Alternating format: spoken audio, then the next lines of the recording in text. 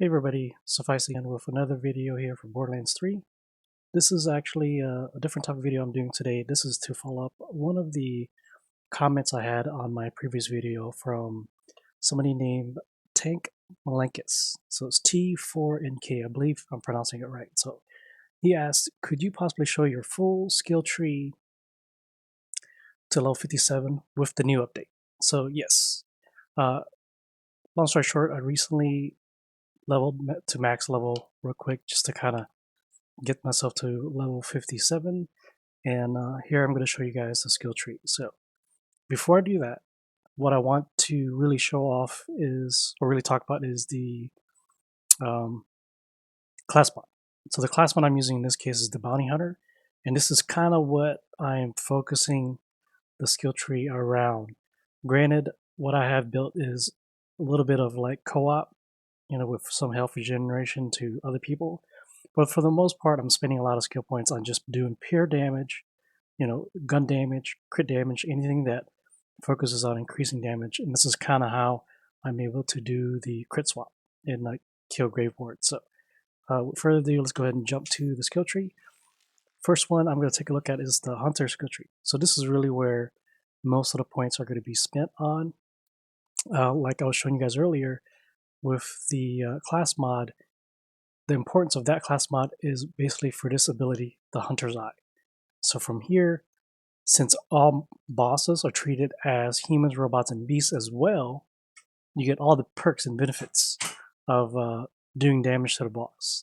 So in this case, you get increased hit, increased armor, increased damage reduction. This is why I've spent most of the points here, and that's why you get the 2 extra bonus points to see the increase of 7 points. So basically here's all the points, and here's basically where everything's at. I put max points here just to get more ammo. Does it increase damage? No, but it's good for like farming or running through bosses. But as you can see, I spent the bare minimum, the 5 up here, so 1, 3, and 5 to get down to the next tree. I maxed out Hunter's Eye. Also, I maxed out Ambush Predator. This is really good because you have increased critical damage, and in this case, since you're kind of far away from the boss, you get the benefit of that as well. Two Fang's good.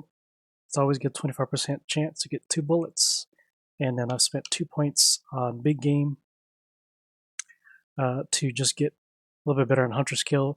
Does it really increase the damage of your weapons? Not really, but it's another way for me to really progress down the tree. Here, I only put 1 on here only because I have a bonus from that class mod. So I spent 1 point and I got the 2nd point. Again, not really beneficial, but if your class mod pushes it, then go for it. The next thing I max out is Grim Harvest, and it's just straight up increase in weapon damage. So that's that. And then critical damage increases 15%. And last but not least is a 20% chance to critical hit, even if you don't hit critical points. So this is a really good skill for people who aren't good at doing headshots or just using weapons that have a lot of bullets. So you just kind of shoot away and not worry about being accurate. So that's that. So let's go to the next tree here. This is the Stalker tree. This is the second most points I spent on this tree. And as you can see here, a lot of this is mainly to benefit teammates and myself, really. So here I spent 5 points to help with myself and the team, 5 points here for Fierce Attack, and this is mainly for getting stacks. So in this case, fighting Grave Ward doesn't really help too much, only because you're killing him in 1 shot or 2. But it's good for mobbing. Here, just put 1 point here, only because if other people are joining me, I like to give them a little bit of health regeneration through passively through flat. So the other points, I don't really care about the pets too much.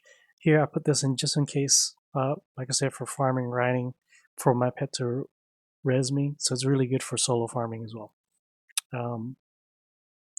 This is a regeneration health, so always good. Games damage reduction, not a bad thing. Another survivability kind of ability here in machine. This is good too. So basically, if the boss or enemy that's fighting your pet or something else, then you get increased damage.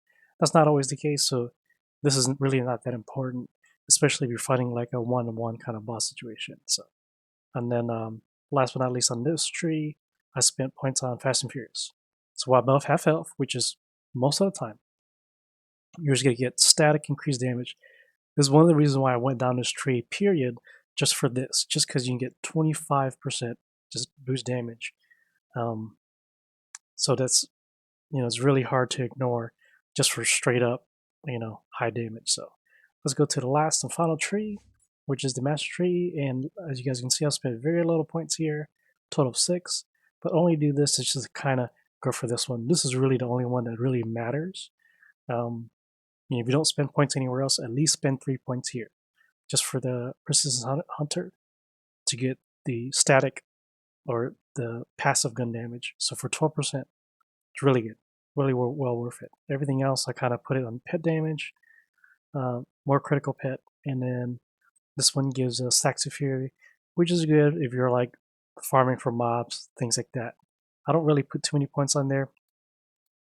Actually, I didn't put any points on here because I get the bonus from that. So still not bad just to go down the street just to have this 1 point here. And that's probably why I spent the 5 points based on my class mods. So hopefully that was very beneficial. And thanks again for tuning in. Thanks for asking the question, Tank. And hopefully I answer your question.